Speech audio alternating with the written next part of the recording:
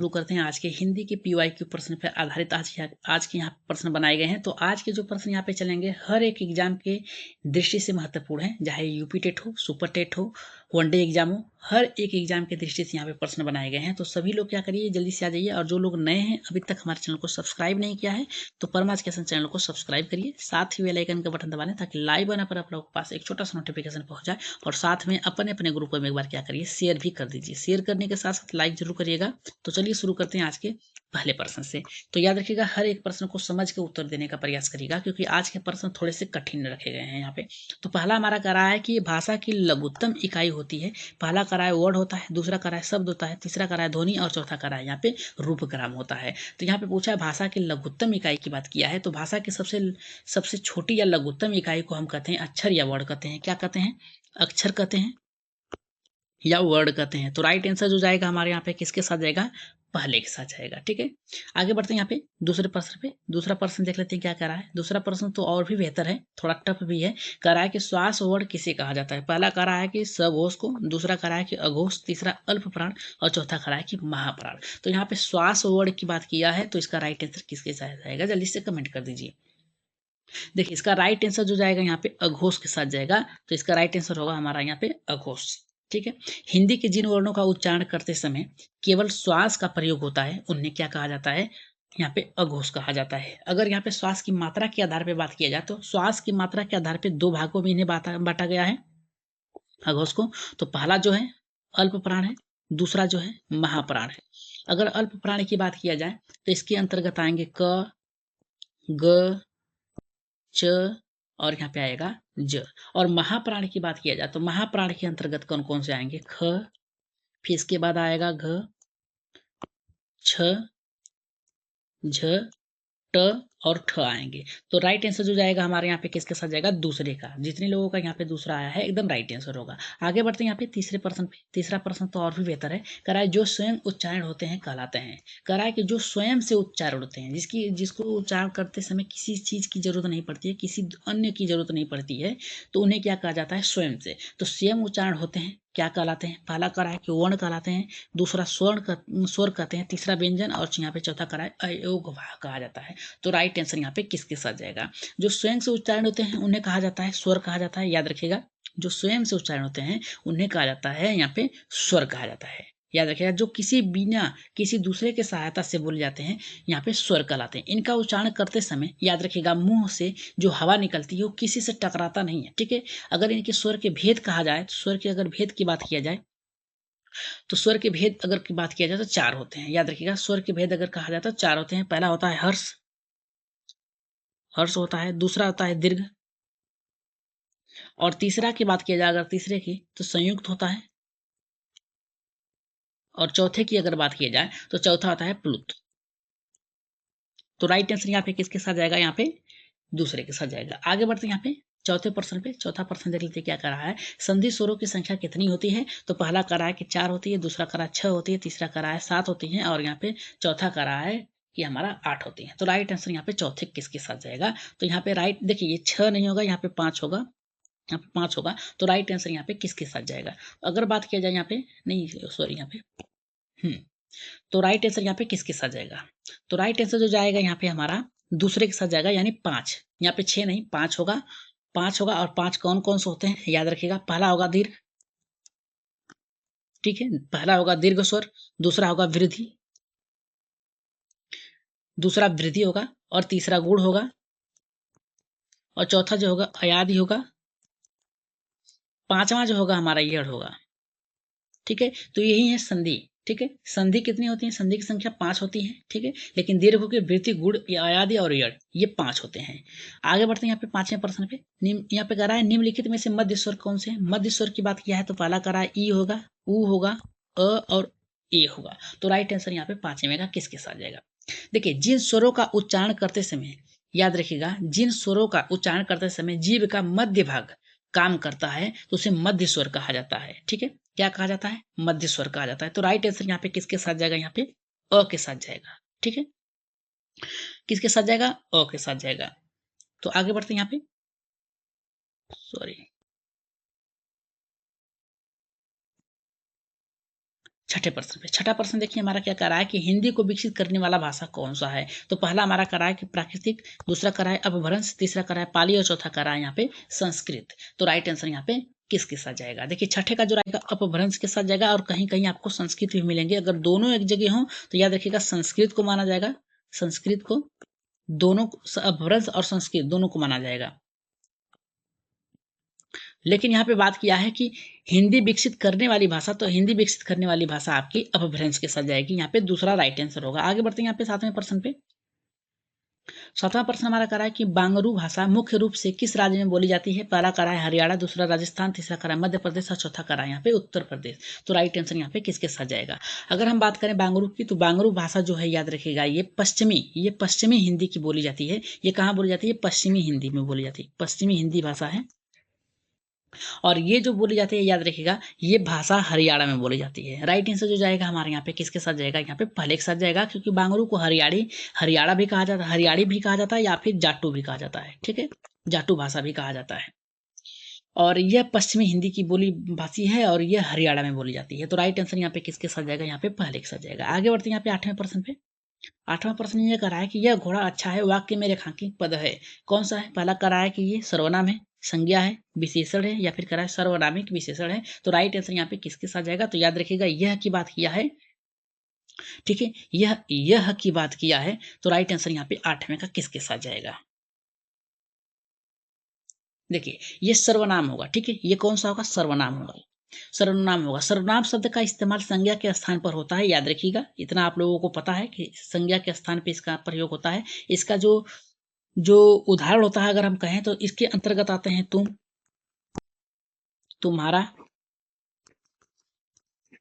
ठीक है, तुम, तुम्हारा, आप, आपका, इस, उस, वह, हम, ये शब्द आते हैं। तो राइट आंसर यहाँ पे किसके साथ जाएंगे, पहले के साथ जाएंगे। आगे बढ़ते हैं यहाँ पे नौवें प्रश्न पे। नवा प्रश्न देख लेते हैं। करा कि दोहा किस तरह का मात्रिक छंद है। मात्रिक छंद की बात किया है तो सम है, विषम है, अर्धसम है और सभी है। तो राइट आंसर यहाँ पे नौवें का किसके साथ जाएगा। तो अगर दोहा की बात किया है तो ये जाएगा अर्धसम के साथ जाएगा। याद रखिएगा किसके साथ जाएगा, यह एक अर्धसम मात्रिक छंद है। ठीक है, दोहे के 4 चरण होते हैं, याद रखिएगा कितने होते हैं, 4 चरण होते हैं। पहले याद रखिएगा, पहला और तीसरे में, याद रखिएगा पहले और तीसरे में आपके 13-13 मात्राएं होती हैं। और दूसरे में अगर बात किया जाए, याद रखिएगा, अगर दूसरा और चौथे में बात किया जाए तो 11-11 मात्राएं होती हैं। ठीक है, इसमें एक गुरु होते हैं, याद रखिएगा एक गुरु होता है और एक होता है आपका लघु। जो गुरु होता है उस पर 2 मात्राएं लगती हैं, लघु जो होता है याद रखिएगा 1 मात्राएं होती हैं। तो राइट आंसर यहाँ पे किसके साथ जाएगा, यहाँ पे तीसरे के साथ जाएगा, अर्धसम के साथ जाएगा। आगे बढ़ते हैं 10वें प्रश्न पे। करा भाषा की प्रमुख कृति कौन सी है। पहला करा है सरलता से यहाँ पे जटिलता की ओर, दूसरा करा है कि जटिलता से सरलता की ओर, चौथा करा है कि भावों से विचारों की ओर, चौथा करा है कि इनमें से कोई नहीं। तो याद रखिएगा कभी भी कोई शुरुआत की जाती है तो सरल वाक्यों से की जाती है। तो यहाँ पे राइट आंसर यहाँ पे किसके साथ जाएगा, यहाँ पे पहले के साथ जाएगा। आगे बढ़ते हैं यहाँ पे 11वें प्रश्न पे। 11वां प्रश्न देख लेते हैं कितने लोगों का सही है। करा है कि नमक का दरोगा कहानी किसकी है। तो पहला करा है यथार्थवादी की है, आदर्शवादी की है, दोनों की है, इनमें से कोई नहीं। तो याद रखिएगा ये जो है यथार्थवादी की है। तो राइट आंसर यहाँ पे किसके साथ जाएगा, पहले के साथ जाएगा। आगे बढ़ते हैं यहाँ पे 12वें प्रश्न पे।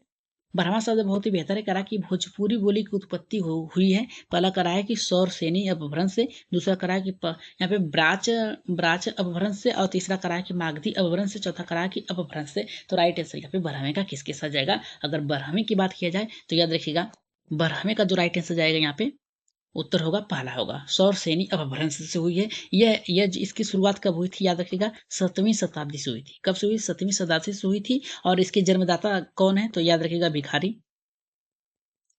ठाकुर हैं। तो राइट आंसर यहाँ पे किसके साथ जाएगा, राइट आंसर होगा पहले के साथ जाएगा। आगे बढ़ते हैं यहाँ पे 13वें प्रश्न पे। 13वां प्रश्न देखते हैं कितने लोगों का सही होता है। कह रहा है कि हिंदी को संविधान में कौन सा दर्जा मिला है। तो पहला यहाँ पे कह रहा है कि राष्ट्रीय भाषा, राजभाषा, दोनों, या फिर ये। अगर हम पूछें कि भारत की राष्ट्रीय भाषा कौन सी है, अगर हम प्रश्न पूछ दें कि भारत की राष्ट्रीय भाषा कौन सी है, तो याद रखिएगा भारत की राष्ट्रीय भाषा कुछ भी नहीं है, यह आपकी जो जाएगी राजभाषा के रूप में जाएगी, याद रखिएगा। तो भारतीय संविधान के अनुच्छेद में अगर बात करें जाए तो इसका उत्तर जो जाएगा यहाँ पे दूसरे के साथ जाएगा राजभाषा के रूप में। अगर भारतीय संविधान के अनुच्छेद 343 की बात किया जाए, 343(1) की बात किया जाए, तो इसके अंतर्गत ठीक है हिंदी को देवनागरिक लिपि में भारत की राजभाषा मानी गई है। क्या मानी गई है? राजभाषा। ठीक है, राष्ट्रीय भाषा नहीं, याद रखिएगा राजभाषा है हमारी। ठीक है, मिला है संविधान सभा में। इसे पारित कब किया गया था? तो 14 सितंबर को, याद रखिएगा 14 सितंबर 1947 को। कब? सॉरी, यहाँ पे 1949 को, 1949 को इसको हिंदी दिवस के रूप में भी मनाया जाता है। तो राइट आंसर यहाँ पे किसके साथ जाएगा? यहाँ पे हमारा दूसरे के साथ जाएगा। आगे बढ़ते हैं यहाँ पे 14वें प्रश्न पे। 14वां प्रश्न हमारा कर रहा है कि शेष महेश गणेश दिनेश सुरेश जाहि निरंतर गवे भक्ति किस कृष्ण भक्ति की कब की है? तो पहला करा है मीराबाई, दूसरा करा है नंददास, तीसरा करा है रस खान, चौथा करा है यहाँ पे सूरदास। तो राइट आंसर यहाँ पे 14वें का किसके साथ जाएगा? तो 14वें का जो राइट आंसर जाएगा रस खान के साथ जाएगा। जितने लोगों का यहाँ पे तीसरा आया है एकदम राइट आंसर होगा। आगे बढ़ते हैं 15वें प्रश्न पे। करा के सात्विक अनुभवों की संख्या कितनी है? पहला करा के 4 है, दूसरा करा के 6, तीसरा करा के 7 और चौथा करा की 8 है। तो राइट आंसर यहाँ पे कितने किसका जाएगा? तो 15वें का जो राइट आंसर किसके साथ जाएगा? तो याद रखिएगा कितने हैं? 8 है। याद रखिएगा कितने हैं? सात्विक, यहाँ पे सात्विक अनुभवों की संख्या कितनी है? 8 है। और वो आठों की, देखिए सात्विक का मतलब क्या होता है? सात्विक का मतलब होता है निश्चित। क्या होता है? निश्चित। और इनकी संख्या कितनी है? 8 है। अगर आठों की बात किया जाए, पहला जो आएगा हमारा याद रखिएगा, पहला जो आएगा स्तंभ। अगर दूसरे की बात किया जाए, दूसरा आएगा स्वेद। तीसरे की बात किया जाए अगर, तो तीसरा आएगा हमारा रोमांस। और चौथे की बात अगर किया जाए तो आएगा हमारा यहाँ पे स्वरभंग। अब पांचवें की अगर बात किया जाए, याद रखिएगा पांचवें की बात किया जाए विपथु। और यहाँ पे छठे की अगर बात किया जाए तो याद रखिएगा छठा जो आएगा वैवर्ड्य। और यहाँ पे सातवें की अगर बात किया जाए तो सातवां जो होगा हमारा अश्रु। और आठवें की अगर बात किया जाए तो आठवां होगा प्रलय। तो ये है आपके सात्विक अनुभव। तो राइट आंसर यहाँ पे किसके साथ जाएगा? यहाँ पे हमारा यहाँ पे आठवां यानी चौथा हमारा सही होगा। आगे बढ़ते हैं यहाँ पे 16वें प्रश्न पे। 16वां करा कि भोजपुरी का शेक्सपियर किसे माना जाता है? तो हमने आपको ऊपर ही बताया है यहाँ पे तो हमने आपको बताया है किसके साथ जाएगा? यहाँ पे भिखारी ठाकुर जी के साथ जाएगा। ठीक है, किसके साथ जाएगा? भिखारी ठाकुर जी के साथ जाएगा। यानी राइट आंसर जो जाएगा यहाँ पे हमारा तीसरा होगा। अगर इसकी बात किया जाए भोजपुरी की, तो ये सदी से, ये 7वीं सदी से शुरुआत इसकी हुई थी, याद रखिएगा। तो राइट आंसर यहाँ पे तीसरे के साथ जाएगा। आगे बढ़ते हैं 17वें प्रश्न पे। 17वां प्रश्न हमारा देखिए बहुत ही बेहतर है। कराय के रीतिकाल को यहाँ पे कलाकाल किसने कहा था? तो पहला का डॉक्टर नगेंद्र, दूसरा कराय डॉक्टर राजकुमार वर्मा, तीसरा कराय रमाशंकर शुक्ल रसाल और यहाँ पे चौथा कराय के आचार्य शुक्ल। तो 17वें का जो राइट आंसर जाएगा यहाँ पे रमाकांत, सॉरी यहाँ पे रमाशंकर शुक्ल, यहाँ पे रसाल जाएंगे। तो राइट आंसर यहाँ पे होगा हमारा यहाँ पे तीसरा। आगे बढ़ते हैं यहाँ पे 18वें प्रश्न पे। 18वां प्रश्न देखिए बहुत बेहतर है।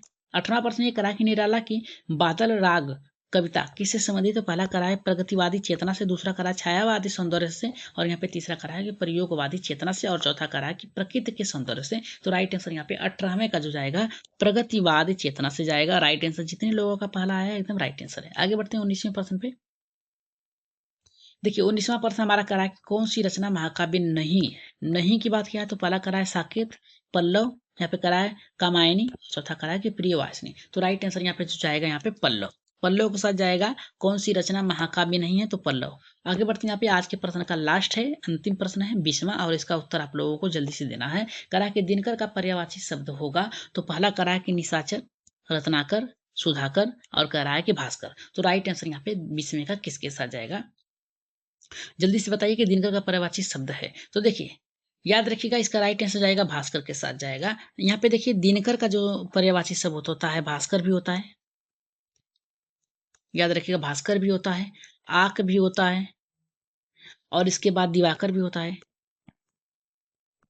फिर इसके बाद भानु भी होता है, फिर इसके बाद आपका जो आएगा आदित्य होता है, फिर इसके बाद दिनेश भी होता है, ठीक है, आदि मान सकते हैं, बहुत से मान सकते हैं। तो राइट आंसर यहाँ पे किसके साथ जाएगा, हमारा यहाँ पे भास्कर के साथ जाएगा। तो जितने लोगों का यहाँ पे आया है 20 में का चौथा एकदम राइट आंसर होगा। ये पीडीएफ प्राप्त करने के लिए आप हमारे चैनल से ज्वाइन कर सकते हैं, टेलीग्राम चैनल से, जहाँ पे आप लोगों को हर प्रकार के पीडीएफ फाइल मिल जाएंगे। तो आज की क्लास आप लोगों को कैसी लगी, एक बार कमेंट बॉक्स में अपना राय सुझाव मत जरूर दीजिएगा। तो जाते जाते एक बार सब्सक्राइब कर दीजिएगा, जितने लोग भी जुड़े हैं चैनल से, तो सब्सक्राइब शेयर जरूर करिएगा। तो आज के लिए इतना ही, धन्यवाद।